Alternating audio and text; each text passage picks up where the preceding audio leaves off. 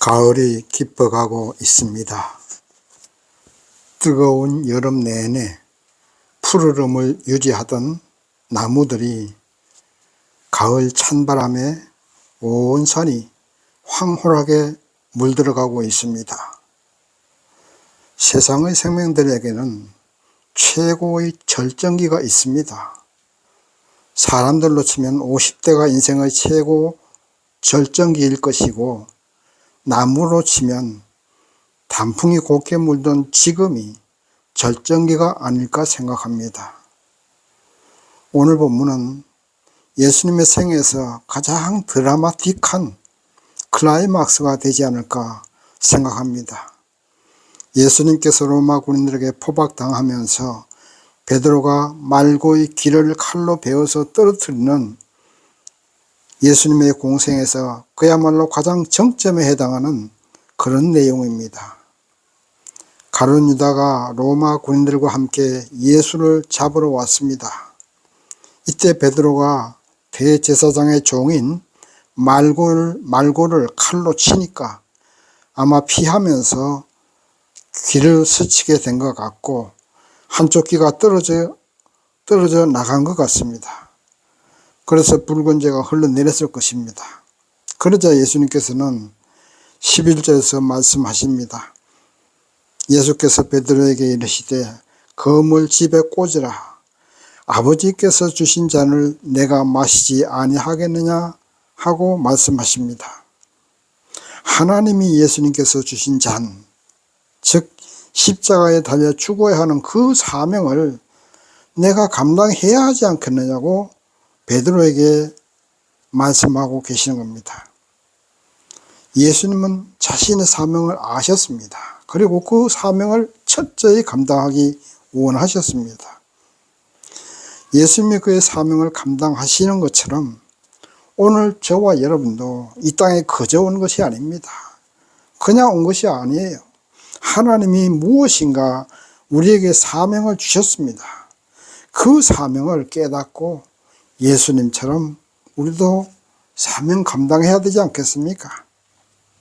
오늘 본문을 공부하시면서 우리가 다시 한번 나에게 주신 하나님의 사명을 감당하겠다고 다짐하는 그런 시간이 되기를 소망합니다. 첫 번째, 그럼 사명 감당을 위해서 물러서지 않는 예수님에 대해서 보겠습니다. 본문 말씀 요한복음 18장 1절 이하를 보시면 예수님께서 감람산에 제자들과 함께 가셨습니다. 그 장소는 예수님과 제자들이 가끔씩 모이는 장소고 가롯 유다도 잘 아는 곳입니다. 그래서 가롯 유다는 로마 군인들에게 예수가 있는 장소를 가르쳐 주었고, 로마 군인들과 함께 온 대제사장의 종들과 여러 무리들에게 예수님은 물어봅니다. 누구를 찾느냐 하고 물어봅니다. 그러자 군인들이 나사렛 예수를 찾는다고 하자 내가 바로 예수다. 나를 잡아가되 나와 함께 있는 이 제자들은 자유롭게 놓아주라 부탁을 합니다. 그러자 로마 군인들은 예수님만 포박해서 끌고 갑니다. 그래서 이제 예수님은 당시 대제사장의 장인인 안나서 집으로 끌려갔다가 또 대제사장인 가야바에게로 끌려갔다가 마침내 로마 총독인 빌라도의 법정에까지 서게 됩니다. 그러면서 대제사장의 종에게 맡기도 하고 빌라도에게도 매를 맡게 됩니다. 그러나 그 모든 순환을 그대로 당하십니다. 예수님은 사실 마음만 먹으면 천군 천사를 동원해서 그 자리를 얼마든지 피할 수 있었겠지요. 아니면 제자들과 함께 무력으로 한번 겨루어 볼 수도 있었을 것입니다. 아니면 도망을 갈 수도 있었을 것입니다. 그러나 예수님은 그러지 않았습니다. 왜 그렇습니까? 그것이 하나님의 뜻이 아니기 때문입니다. 하나님이 주신 사명은 바로 로마 군인들에게 포박당하고 마침내 아무런 죄가 없음에도 불구하고 이 땅의 모든 사람의 죄를 감당하시고 십자가에서 죽어야 하는 그것이 사명이기 때문에 스스로 나를 잡아가고 제자들을 자유롭게 놓아주라고 말씀하고 계시는 겁니다. 여러분은 하나님께 어떤 사명을 받으셨습니까? 사명감을 가져야 됩니다. 인생 짧습니다. 그 짧은 인생 나 하나 잘 먹고 잘 살려고 발버둥 치다가 그러다가 한 세상 끝난다면 너무나 허망한 인생 아닙니까? 그래도 이 세상에 태어났으면 하나님께서 나에게 이 세상으로 보내주셨으니 나 하나의 삶만을 살려고 해서는 안 됩니다. 국가와 사회 그리고 이웃들을 위해서 하나님이 나에게 주신 사명 그것을 감당하기 위해서 내 한 몸 바치겠다는 그런 사명감이 있어야 됩니다. 돈을 벌어도 나 하나 잘 먹고 잘 살자고 하지 말고 돈 벌어서 이웃을 위해서 또 국가와 사회를 위해서 또 하나님의 영광을 위해서 한번 써보자. 그런 사명감을 가져야 됩니다. 운동을 하든 사업을 하든 직장 생활을 하든지 무엇을 하든지 나를 위해 하는 것보다도 타인을 위해서 하고 세상을 위하고 국가와 사회와 직장을 위해서 내 한 몸 희생하리라는 그 사명감, 그리고 더 나아가서 하나님께 영광 돌리고자 하는 그 사명감을 가져야 된다는 말입니다. 사람의 뇌는요, 사람의 머리는 남에게 베풀 때 더 큰 행복감을 느낀다고 합니다. 다른 사람에게 선물을 받을 때도 좋지만은 선물을 줄 때 더 행복감을 느끼고 나를 위해 일하는 것보다 사명감을 가지고 내가 하는 사업이나 내가 다니는 직장이나 국가와 사회를 위해서 무엇인가를 해냈을 때 행복감을 느끼고 성취감을 느낀다고 합니다. 그리고 사실 직장에서도 자기 일만 잘하는 사람보다는 자기가 속해 있는 팀, 또 자기가 속해 있는 부서가 다 잘 되도록, 모두가 다 잘 되도록 남을 도와주고 전체를 잘 되도록 하는데 자기 몸을 희생하는 사람, 그런 사람을 직장에서는 필요로 하고 그런 사람이 바로 승진도 빨리 되는 겁니다. 세상 일은 그런 것입니다. 자기 하나 잘 먹고 잘 살자고 하는 사람은요, 적이 많이 생겨요. 그러나 남을 위해서 일하고 남을 위해서 희생하는 사람은요, 도와주는 사람이 그만큼 많이 생깁니다.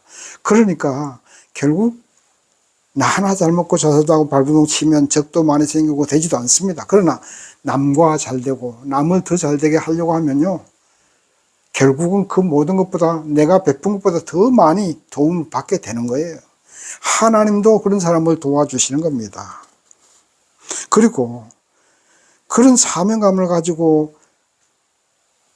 죽자고 일하는 사람은요, 감당하지 못합니다. 세상이 감당을 못해요.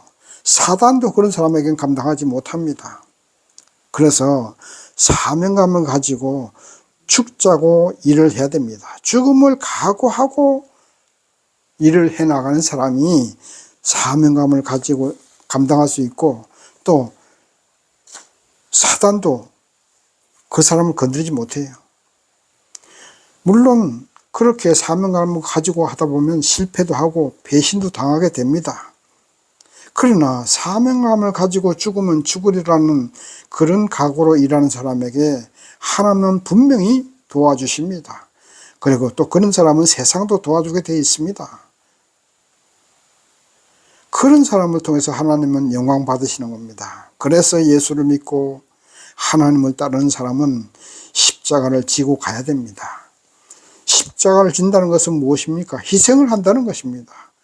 억울함을 당하는 것이고 핍박도 받고 환난도 받는 것이 십자가를 진다는 겁니다. 그러나 그 모든 것을 피하려 하지도 않습니다. 도살장에 끌려가는 양처럼 묵묵히 십자가를 지고 사명을 감당합니다. 그것이 나에게 주신 하나님의 사명이라면 그 사명을 감당함으로써 하나님이 영광 받으신다면 십자가를 지는 것이 사명 감당하는 것입니다. 오늘부터 사명감을 가지시기 바랍니다. 현재 내가 하고 있는 그 일이 하나님이 나에게 주신 사명으로 아시기 바랍니다. 지금 하는 그 일을 어떻게 하는 것이 하나님이 기뻐하시고 어떻게 하는 것이 하나님께 영광이 될까를 생각하시기 바랍니다. 사명감이라고 거창하게 생각하지 마시고 현재 여러분이 하고 있는 그 일, 그것을 하나님이 나에게 주신 사명으로 알고 최선을 다해서 하나님의 뜻대로 섬기고 봉사하고 하나님의 영광을 나타냄으로써 사명함을 잘 감당하는 우리가 되어야 될 줄 믿습니다. 두 번째, 베드로가 3번씩 예수님을 부인하는 데 대해서 한번 보겠습니다. 베드로는 저타가 공인하는 예수님의 수제자입니다. 자기 자신도 그렇게 생각하고 있었습니다. 그리고 열심을 내는 제자였습니다. 예수님을 잡으러 온 대제사장의 종 말고의 길을 자를 만큼 용맹도 하고 겁도 없는 것 같습니다. 그러나 예수님께서 검을 집에 꽂으라 명령하시니까, 그리고 순순히 로마 군들에게 끌려가시니까 베드로와 요한은 예수님을 아주 떠나지 않았습니다. 멀찍이 예수를 따라가다가 대제사장의 집에 들어갈 때 그 대제사장의 집에 문을 지키는 여자 종이 베드로에게 물어봅니다. 본문 말씀 17절 보시겠습니다. 너도 이 사람의 제자 중 하나가 아니냐 하니 그가 말하되 나는 아니라 하고 첫 번째 부인을 합니다. 첫 번째로 예수님은 제자가 아니라고 부인합니다. 그 다음 25절에서 다시 부인합니다. 시몬 베드로가 서서 불을 쬐더니 사람들이 묻되 너도 그 제자가 아니냐? 제자 중 하나가 아니냐? 베드로가 부인하여 가로되 나는 아니라 하고 두 번째 부인을 합니다. 또 26절 27절 보면요, 이번에는 베드로가 대제사장의 말고의 길을 배웠을 때 거기에 아마 그 말고의 친척도 같이 온 것 같습니다. 그 친척이 베드로를 보고서 너가 예수님과 함께 감람산에 있는 것을 내가 보았다 이렇게 말하니까 베드로는 또다시 부인합니다. 나는 예수의 제자가 아니라 하고 세 번째 부인을 합니다. 죽으러 가시는 예수님과 살려고 발버둥 치고 예수님을 모른다고 3번씩이나 부인하는 베드로를 대조해서 보십시오. 예수님은 항상 당당하십니다. 끝까지 하나님을 부인하지도 않고 살려고 거짓말을 하거나 비굴하지 않습니다. 거기에 반해서 베드로는 어떻습니까? 살고 싶어서 한 번도 아니고 3번씩이나 예수님을 부인하고 있습니다. 나는 예수를 모른다 이렇게 부인합니다. 그러면서도 예수님은 아주 떠나지를 않고 있습니다. 추우니까 불까지 쬐면서 예수님을 멀찍이서 바라보고 있습니다. 베드로의 바로 이 모습이 오늘날 대부분의 믿음의 성도의 모습이 아니겠습니까? 예수님을 믿기는 믿습니다. 그래서 항상 교회도 나오고 성도의 모습을 보입니다. 그러나 그 믿음 때문에 아니면 예수 때문에 나의 생명이 위협을 받는다면 대부분의 사람들이 예수를 부인하지 않겠습니까? 나 예수 모른다. 나 예수 안 믿는다. 고백하지 않겠어요? 베드로처럼 그렇게 비굴하게라도 살고 싶어 하지 않겠습니까? 한 번 죄를 범하면 2번이 되고 2번, 3번이 되는 것이 죄의 모습입니다. 이러한 믿음 가지고는 사명 감당할 수 없습니다. 십자가를 지고 피를 흘리더라도 거짓말을 하지 말아야 됩니다. 믿음을 버리지는 말아야 됩니다. 끝까지 믿음을 지키고 예수를 따라야 합니다. 끝까지 사명을 감당하기 위해서 세상과 타협하지도 않아야 됩니다. 쉽게 포기하는 사람은 사명을 절대 감당하지 못합니다. 거짓말로 위기를 모면하려 해서도 절대 사명 감당하지 못합니다. 세상과 적당히 타협하려 해서도 사명을 감당할 수 없습니다. 거짓이나 세상과 타협하거나 믿음을 부인해서 어떤 일을 이루고 성공했다고 하십시다. 그러나 그 성공은 하나님과 아무런 관련이 없는 성공입니다. 하나님께 영광 돌릴 수 있는 성공이 아닙니다. 마지막 심판 때 나는 너를 모른다고 예수께서 부인하신다면 그 성공은 성공이 아니지 않습니까? 실패입니다. 이 세상에서 잠깐은 영광을 누릴 수 있겠지요. 그러나 그 잠깐의 영광 뒤에는 영원한 저주와 멸망이 기다리고 있다는 것을 알아야 됩니다. 죄는 죄를 낳습니다. 작은 죄가 큰 죄를 낳게 되어 있습니다. 베드로가 한 번 부인하고 두 번 부인하고 세 번씩이나 부인하지 않았습니까? 죄 짓는 것도 습관이에요. 한 번 죄를 지면 두 번 짓고 두 번 지면 세 번 죄를 짓게 됩니다. 한 번 요령 피우고 세상적인 방법으로 성공의 달콤한 맛을 보면요, 두 번, 세 번 계속 그렇게 요령 피우고 세상적인 방법으로 해결하려고 합니다. 그런 식으로 세상을 살아서는 오래 가지도 못하고 세상에서도 심판받게 되고 하나님께도 심판받게 됩니다. 하나님께서 영광 받을 수 있겠습니까? 오히려 하나님의 영광을 가리게 됩니다. 그렇게 해서는요, 살려고 하면 죽습니다. 그러나 죽음을 각오하고 십자가를 지고서 전진하는 사람에게는 세상이 감당하지 못하고 사단이 감당하지 못하고 하나님이 도와주십니다. 이 땅에 살면서 사명을 감당하기 위해서는 바로 죽음을 각오하는 사람이 되어야 합니다. 또 이런 사명이 하나님을 영화롭게 할 수가 있습니다. 세 번씩이나 예수님을 부인하는 베드로가 성령 받고 온전한 믿음의 용사가 되었습니다. 그리고 성령 받고 사명 감당했습니다. 십자가에 달려 죽었지만 세상을 이긴 믿음의 용사가 되었습니다. 그러므로 오늘날 믿음의 성도님들도 성령 받기 위해서 기도하십시오. 기도하셔서 성령님이 우리를 지배하게 해야 됩니다. 우리 마음속에 성령이 임재하셔서 나의 생각과 나의 행동을 완전히 사로잡고 주관하게 하시고 담대함을 주시고 지혜를 주셔서 하나님이 주신 사명을 감당할 수 있어야 됩니다. 기도입니다. 기도해서 성령을 받아야 됩니다. 기도 외에는 달리 방법이 없습니다. 성령님의 도움받지 않고는 사명 감당할 수 없습니다. 승리할 수도 없고 기도해야 됩니다. 성령 충만 받고 기도해야 사명 감당할 수 있습니다. 성령 받기 전에 베드로가 되지 마시고 성령 받고 나서의 베드로가 되시는 여러분이 되시기를 바랍니다. 세 번째, 세상 권력자들에 대해서 한번 보십시다.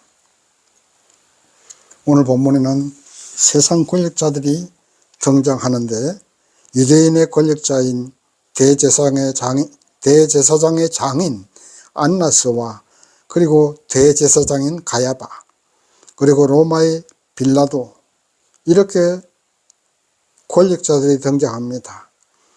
안나스와 가야바는 잘못된 믿음과 잘못된 판단으로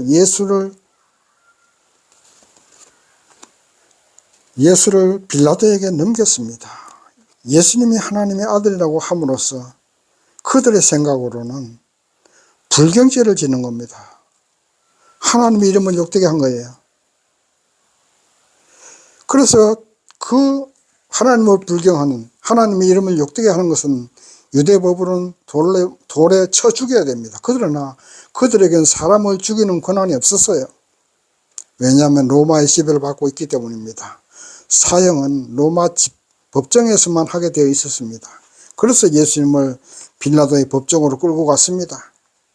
유대인들은 이방인의 집이나 사무실에 들어가면요, 일주일 동안 부정하기 때문에 유월절에도 참여하지 못하게 됩니다. 그래서 빌라도의 법정에도 들어가지 않고 집에도 들어가지 않고 밖에서 그냥 빌라도의 법정으로 예수를 넘깁니다. 그리고 밖에서 기다립니다. 빌라도는 예수님이 아무런 죄가 없음을 알았습니다. 그래서 석방하려고 했지만 그 색에 반항하는 유대인들에게 예수를 죽일 수 있도록 허락을 하고 맙니다. 세상 권력자들은 세상의 가치를 두기 때문에 세상과 타협합니다. 빌라도는 분명히 예수님이 아무런 죄가 없다는 것을 알았습니다. 그렇다면 폭도로 변한 유대인들에게서 예수를 보호하고 안전한 곳에 있도록 해 주어야 당연합니다. 그러나 그렇게 하면 유대인들이 그리고 또 그들과 함께 온 무리들이 소란을 일으키고 시끄러울 거 알기 때문에 그 정치인이 그렇게 할 수가 없습니다. 그만 유대인들의 폭도들과 그만 타협을 해서 예수를 죽이라고 허락을 합니다. 그리고 아주 잔악한 범죄자 빌라도를 석방합니다. 잘못된 열심, 빌라도의 정치적인 타협, 이런 것들이 바로 세상 권력자들의 모습입니다. 다수가 항상 옳은 것은 아닙니다. 물론 다수가 항상 틀린 것도 아니지만 다수가 항상 옳은 것은 아니에요. 오늘날 민주주의가 다수에 의해서 결정하지만 다수가 옳다는 것은 옳은 것은 아닙니다. 잘못된 열심, 잘못된 판단은 횡포가 되고 세상을 망하게 합니다. 중세교회에 다수의 횡포와 세상 권력으로 죄 없는 사람을 마녀라고 낙인 찍어서 얼마나 많이 죽였습니까? 십자군 전쟁으로 얼마나 많은 사람을 죽였습니까? 오늘날도 그렇습니다. 세상 권력자들은 언제나 우매한 백성들을 선동해서 다수의 힘을 얻고 그 다수의 힘으로 진리를 심판하고 정의를 심판합니다. 불의가 정의를 심판합니다. 그래서 자기들은 항상 선이고 상대방은 악이라고 생각합니다. 이런 것은 우리 개인의 삶에서도 그렇습니다. 잘못된 생각, 잘못된 판단은 내 인생 전체를 파괴하고 예수를 다시 한번 십자가에 못 박는 그런 어리석은 행동으로 이어집니다.